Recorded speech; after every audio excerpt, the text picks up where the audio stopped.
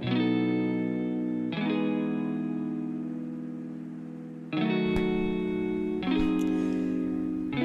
up, y'all? It's Byrd, Auntie Byrd, and yeah, we are here. We are here, and I am nervous as heck. I'm not even gonna play with y'all today. But anywho, this is the first episode of the Good Grief podcast with Auntie Byrd, and it's gonna talk about exactly what the title says. It's definitely gonna talk about grief. First, I want to just tell everybody who, some of my friends and, people who are in my village. First, I want to just say thank you all so very much for being a true village to me. And I'll probably get into that on another episode. But I just want to tell y'all thank you in advance. I also want to give a disclaimer that I really don't know emotionally where I'm going to be today on this podcast. This is the most vulnerable that I've ever been, especially as an adult. But fuck it, let's get into it. So like I said, this is the Good Grief podcast with Auntie Byrd, and I really just wanted to, first I want to start off by saying why I started this podcast. So both of my parents passed away. One is actually made 2 years today. It'll be 2 years when you guys hear it. And my dad passed away both of my parents passed away in the same year, but it made 2 years for my mama, and it was just a year for my dad in December. So, and this was recently. So, I didn't hear or see anything that I could relate to, honestly, and God had been putting this thing in my head for the past year, which is crazy because it's very fresh and it's very new.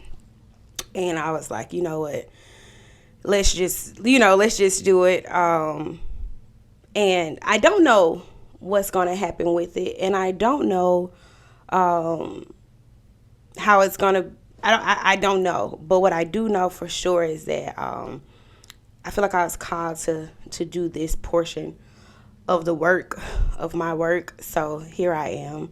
I also know that grief shows up in many different ways. And even though my grief came in a very harsh form, and I'm definitely going to share the story about my parents, and probably not today, but I'm definitely going to share the story about my parents. But I also know that grief shows up in a multitude of ways. Sometimes we grieve the person that we used to be. Sometimes we grieve relationships. Sometimes we grieve, losing a job, or losing a person that we were, or, not being able to physically do something that we were able to do before. So that's why I called it, the podcast about losing shit, because I know that grief shows up in so many different ways for people. And I also know that grief doesn't have a tax bracket. It doesn't have a race. It doesn't have an ethnicity or culture. It hits everybody. And we all feel this thing that, a lot of us, it's some of our first times ever feeling this before, and we don't really know what to do with it. So, yeah. So I was like, you know what, God, I'll listen. I'll listen and do it, whatever it is. So yeah, let's jump into it. Oh my God, I can't believe I'm doing this. Yeah. So this first episode, I kind of want to talk about denial a little bit, and where I am mentally. Like I said, both of my parents passed away recently, and I still haven't quite grasped the fact that it's happened. And like I said, today would make 2 years since my mom has passed away. Oh Lord, I feel the tears coming already. Ugh. And yeah, I don't quite know what to do with what I'm feeling. And honestly, I don't even know the feeling. In the beginning, I had never felt this kind of pain before, like in my life, So grasping the concept of the people who brought me into this world being gone were just, I couldn't even believe it. I couldn't even fathom it, honestly. And, my parents weren't sickly, and they, it wasn't a thing where somebody had cancer or, it really happened all of a sudden. So to not be prepared, in a sense, for something like that kind of takes a toll on you mentally and physically. And you still have to deal with all of these other things that come along with, funeral planning and all of those things that I also get into. And then life like still hits you all at one time. And when I tell you, it's a feeling like, it feels like literally like a truck just came and like a semi truck came and hit you and dumped whatever it had in it on top of your body, and it just feels so heavy, man. Like, I'm not even gonna like, it's like the heaviest thing that I've ever felt in my life. So like, me trying to just, grasp that, I keep trying to, me trying to grasp that concept of like my parents being gone is just like, wait, is this really my thing? And I think we all know that we're all going to pass one day. And we all probably have this very much fantasized way of how it's going to happen. And even for our parents. And, of course, like, oh, my parents may go before me. But when it happens, and especially when it happens out the blue, it's like, it's no way that, it's nothing that prepares you for that type of feeling. And I'm still very much in denial. But I am in a space now where I want to possibly use, maybe I don't want to say use. I am in a space now where I want to maybe like transform my thoughts a little bit. And maybe I can accept that my parents aren't here in that physical form. But, if they are, if I can accept that they're in a spiritual form and that they're guiding me in another way, then possibly I can move forward just a little bit, because what I know for sure is that me feeling the way that I had been feeling wasn't going to pan out good for me.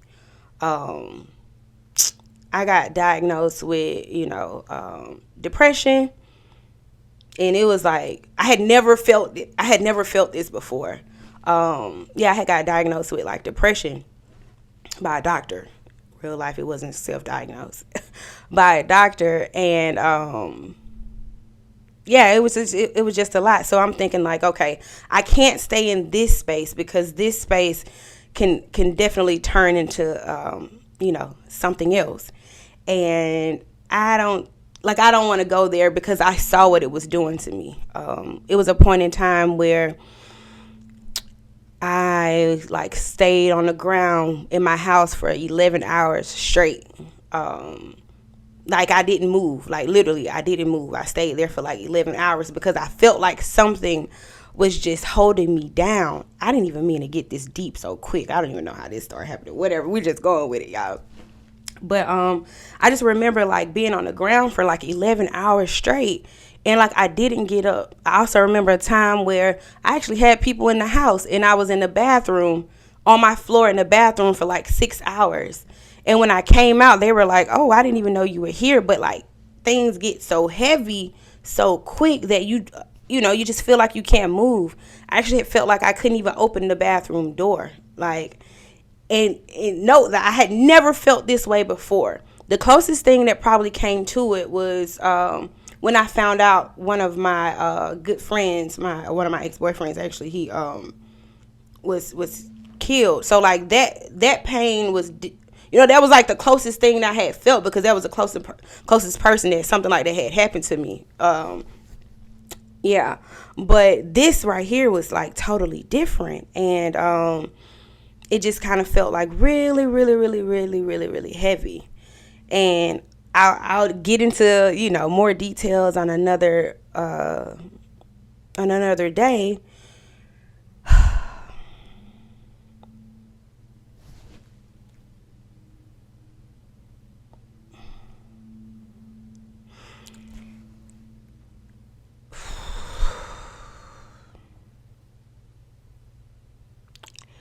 All right, you got this, Bird.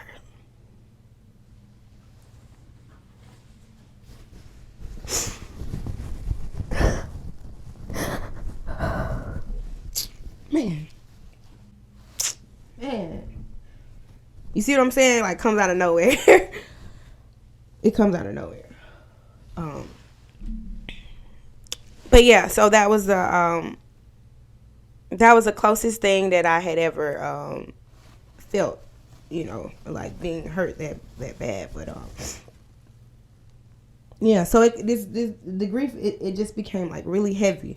So I'm still in denial, but I am trying to accept that they are in another space where they're guiding me in some way. And I ain't even gonna hold y'all like, I have a relationship with God, and a really good one, and a spiritual connection with God, but I ain't even gonna hold y'all. All that woke shit went out the window. Like, I'm not even gonna hold y'all. Like, all that woke shit went out the window. Like, it was like, nah.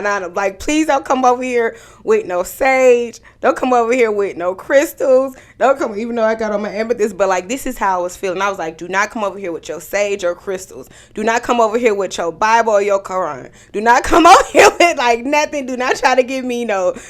And I don't want to speak for my brothers, but I'm pretty sure they felt the same way. Like, bro, please don't try, like, nothing that you're going to say to me right now, like, is going to make me feel any better. It's really going to make me punch you in the face, and that's one thing I think people should take away as well. Like, if you have somebody going through, like a major loss, man, just ask them, how can you be there for them? And most people don't know how to answer that. But I will say, even if people aren't answering the phone, because that phone get heavy, even if people aren't answering the phone, still call and check in. Because people notice who's calling and who's not. Even when they're saying like, oh no, I don't need anything, I don't need that, still some days just pop up and be like, hey, I'm just saying, you don't have to like overpower the situation. But like, for me, like, people who showed up even when I didn't ask them to, or people who showed up or said something or text or call, like, I saw everybody who called and texted me. I saw it, and honestly, like, it kept me going. Like, I really, really appreciate it. But like, don't do that thing where you like, they lived a good life. Shut the fuck up. I didn't ask you that.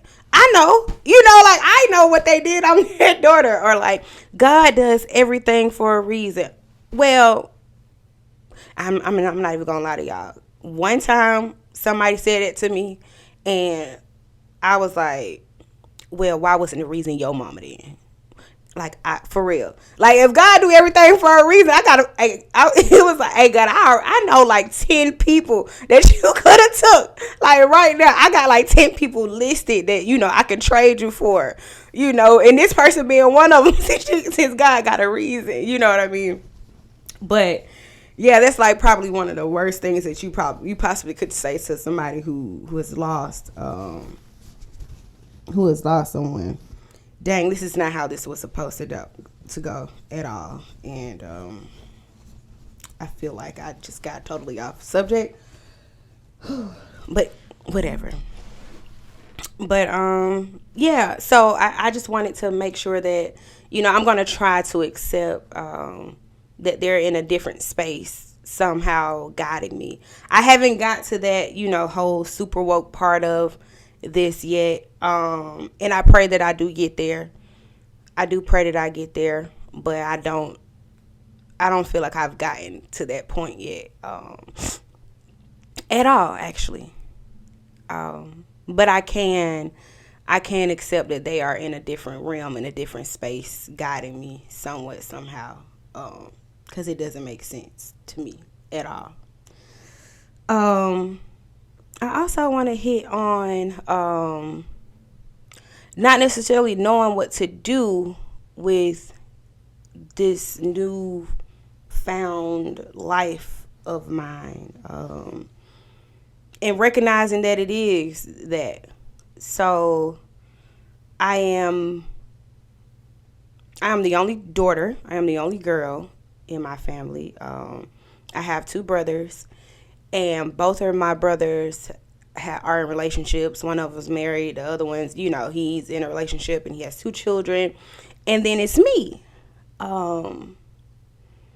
And I think maybe a few months ago, it hit me that, oh, wow, like, not that I don't have, like, people, because I do have people. I do have a village, and I do have a support system, but it hit me hard, like, oh, like, I don't have anybody to bear this with, I don't have anybody to help me carry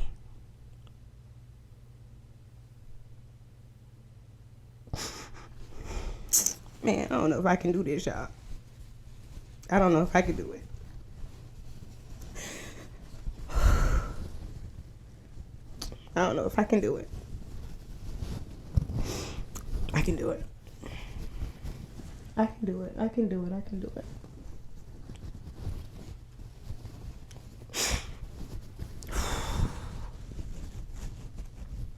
I don't even know why I put lashes on. I don't even know why I did all of this. I should have just came here with a scarf and a robe on. Oh, man, bro. It's tough. But yeah, it had hit me that I don't have, anybody that can help me, maneuver through it or carry it, or share it with, or, on a day-to-day basis, I'm not gonna lie, like I have an amazing village. Like, I ain't gonna lie to y'all. Like, if it wasn't for my village, bro, I probably would have, if it wasn't for my village, I wouldn't be sitting here, at all. But it did hit me like, oh wow, like I don't have anybody to carry this heavy ass weight with me, and I've never felt this before, and I've never experienced it before, so I don't even know what to do with it. And honestly, if the people that you are around hasn't felt it, they really don't know how to talk to you about it, or if they haven't experienced it, they really don't know what to say to you. And early on, I was very aware that grief is just tough for everybody, and I was very aware that a lot of people don't know how to don't know what to say to you, and that's okay. That's totally okay. But I think the heaviness and the loneliness of it all kind of confuses the person that goes through it. And it's only so much that you can share with your friends or your person or whoever. But if they haven't gone through it, they really don't know how. But sometimes you just need people to like sit with you. And, I do have two, very close friends who have experienced, something like this. And honestly, they have been like a safe haven for me. But it had hit me basically in a nutshell. It hit me like, damn, I'm really trekking this motherfucker by myself. Like, I'm really, going through this valley, uncharted territory for me. I have no guidance. I have, I don't have any of those things. And, I tried the therapy, and that's a whole nother subject, y'all. I'm going to talk about that because, child, please. Tell y'all about a couple of my therapists. Okay, we're going to talk about it later. But, woo, child. But it's like, I realized, like, oh, dang, I'm trucking this thing by myself. And, usually when you're going through tough times, like, oh, I could call my mom,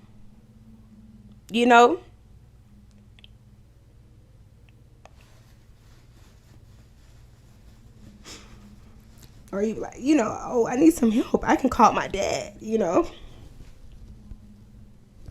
but then you realize you can't.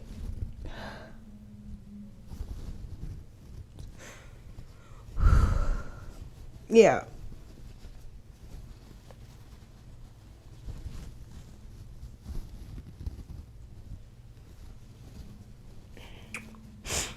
Yeah, you realize that you can't, and it's like they can't fix it right now. That hug from my mama can't fix it right now because she's not here. Gosh. Or that pep talk or something crazy, and I'm not just from my dad. I don't have it anymore, so now I'm trying to figure it out. Like damn, like how do I get to the next place? Like, what is the next place and what does it look like? And I don't know what that looks like at all. But what I do know is that you have to let it out. Or I have to let it out. And I don't really have no other way. This is like my way of doing it. This is my way of sharing it. And this is my way of getting to the next step as well. So, yeah. This is my way. I promise y'all this show is produced very well. It just went left really quick. Lord, it just went left really quick. Yeah, it just went left really quick. So yeah, this is where I am. And I'm going to share a lot more about this subject. I don't feel like I can do much more right now. This is a lot right now. This is a lot right now. I knew it was going to be like this. I knew I was going to barely get through this thing, child. I knew it.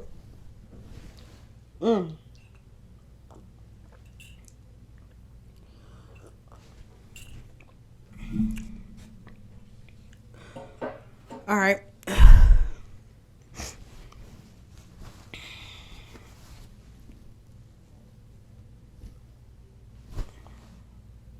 Okay. So yeah, this is my way of trying to figure out how to deal or cope with this grief that I'm feeling, because it is me. And not saying that this is not to say that my brothers them aren't experiencing their own versions of it, because we all were this is a very traumatizing thing that happened to all three of us. And this is no way of me saying that people who have people to lean on, and I'm not saying that I don't have people to lean on, but like people who have in-house, shoulders to lean on don't have it tough. I'm not saying that at all. But what I am saying is that, sharing the load probably helps, a little bit. So, yeah, so it hit me. It definitely hit me like, dang, hold on. like, and I'm also used to being like I'm the big sister, and I'm the only girl as well. So there's, it's that thing too. And it's, oh, no, I can always call my mama. No, I can always call my daddy. Or if I need something done, I can call my mama. Oh, no, I can always call my brothers, like, and then, your brother gets married. So I don't have him, but he has his family. And then you have this other brother that goes off and has his own family. And it's like, wait, so it was cool. Like, I was cool with them having their own families because I still had, my village, and I had my parents, I'm Auntie Byrd, so I got my babies around, so I still have everything. But then you snatch, snatch like my core piece of family that created all of us, and it hit me like, oh, it was like somebody like unplugged me, like, like, nah, it's like it's you. It's just, it's you out here by yourself, and that's what it feels like. And if I'm honest with y'all, sometimes it gets like really, really lonely. Yeah, it gets like really lonely. Even if I'm in a room full of people, it can be 100 people around me, and sometimes I feel the darkest of darkest clouds just hovering above me. And again, it comes out of nowhere, and I don't really know what to do. So, I know how to wear a mask very well. I'm being very vulnerable right now. But I know how to wear a mask very well. And I think that, so many people know me as this person who is, happy and always, I'm a fixer, I'm a problem solver. I solve a lot of other people's problems. I'm a motivator.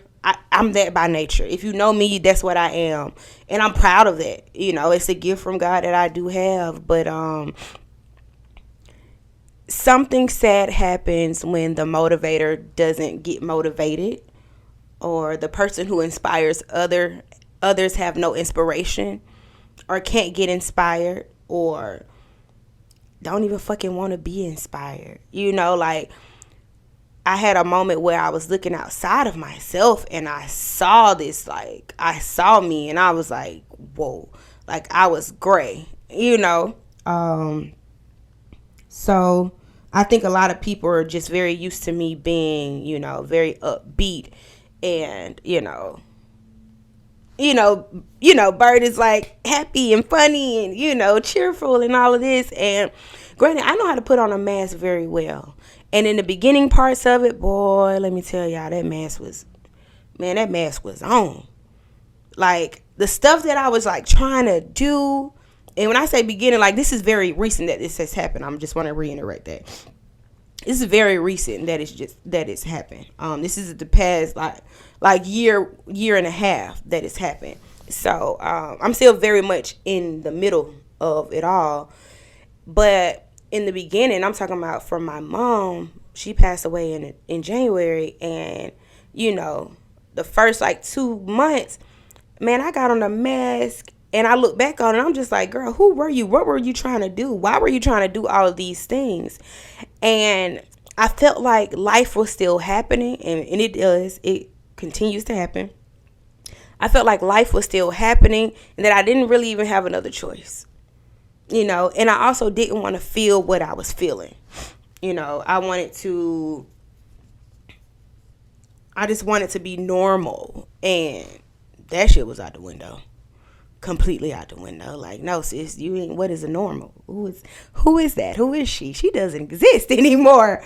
But I still had that urge to, just try to be who I was, and I wasn't. Like, and I couldn't get back to her, and she's gone. Like, I'm not who I was at all. She's over with.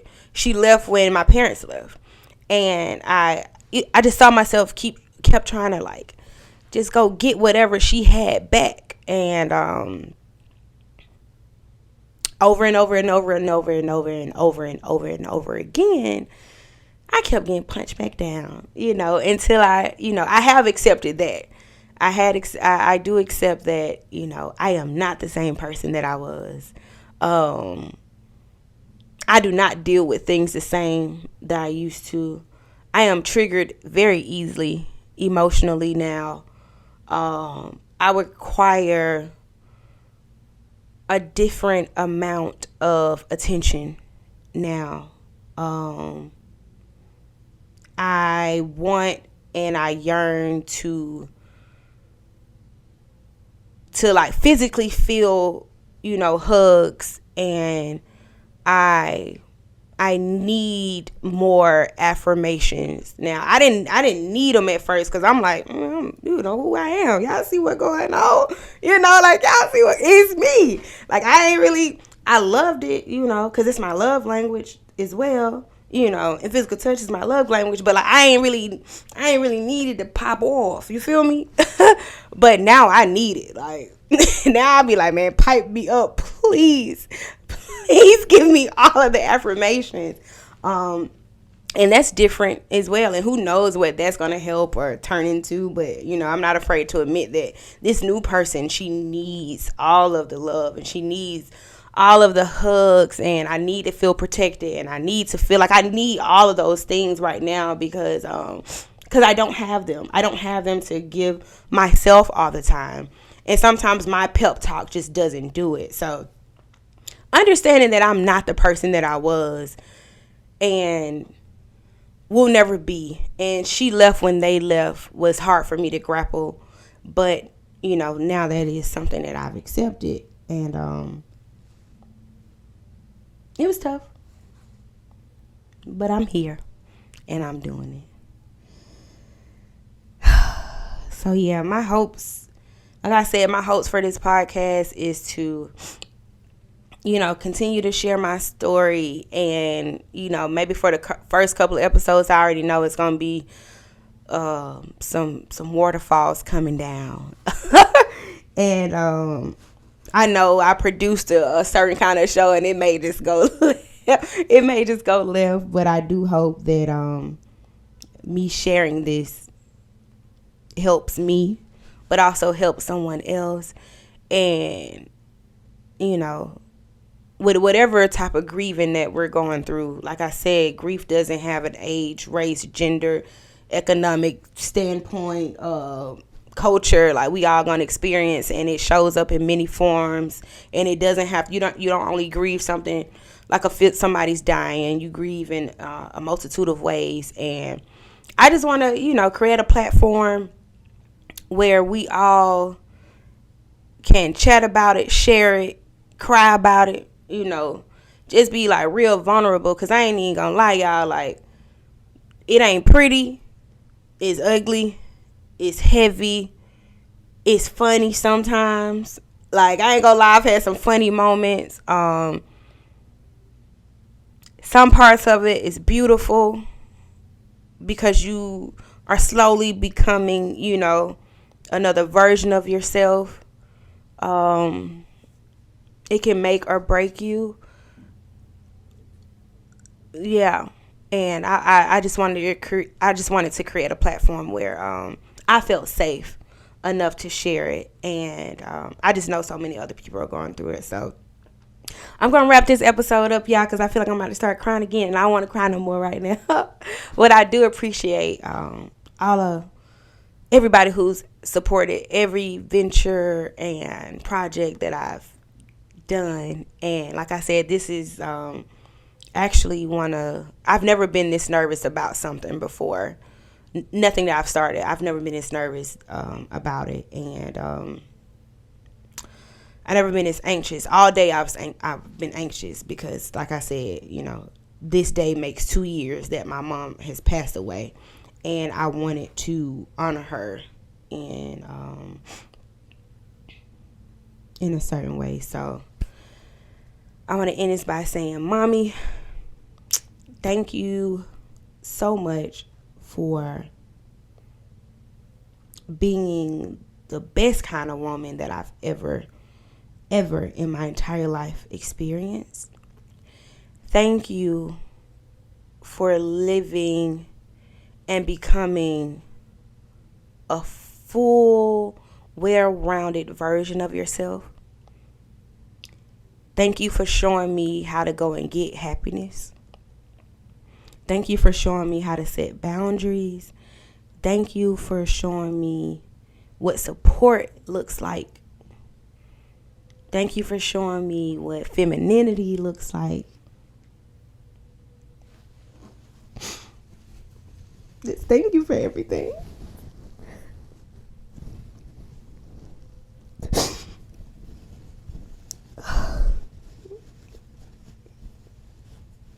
Thank you for showing up, even when you didn't want to. Man. It's the greatest. You're the greatest.